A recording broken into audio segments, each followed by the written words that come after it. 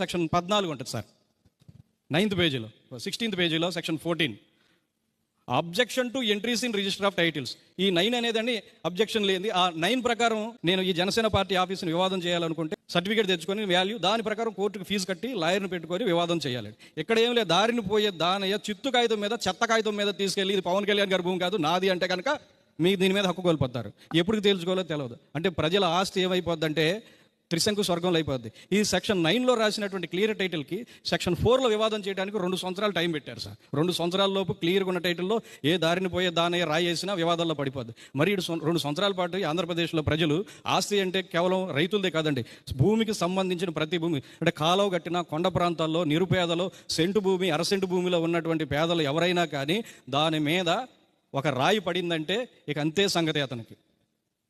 అంటే 2 సంవత్సరాలు పోనీ అమ్ముకోవాలా అమ్ముకోకూడదా, పిల్లల పెళ్ళికి అమ్ముకోవాలి, పిల్లల చదువులకు అమ్ముకోవాలి, ఆరోగ్యం బాగోకపోతే అమ్ముకోవాలి. అంటే 2 సంవత్సరాలు భారత రాజ్యాంగం ఇచ్చినటువంటి చట్టబద్ధమైన హక్కు ఆర్టికల్ 300A ఉంది.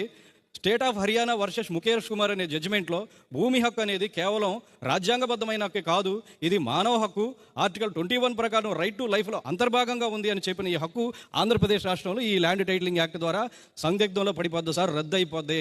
ఇది రాజ్యాంగబద్ధమైన హక్కు, రద్దు అయిపోయే అవకాశం ఉంది. సెక్షన్ ఈ ల్యాండ్ టైటిలింగ్ యాక్ట్ ద్వారా సెక్షన్ 17కి హైకోర్టుకి వెళ్ళడానికి కూడా అప్పీల్ ఇవ్వలేదు, రివిజన్ మాత్రమే ఇచ్చారు. నీతి ఆయోగాలు కొంత నీతిగానే హైకోర్టుకి అప్పీల్ ఇచ్చారు, ఇక్కడ దాన్ని తీసేసి 17లో రివిజన్ ఇచ్చారండి. ఇది ప్రజలకు న్యాయాన్ని దూరం చేయడం.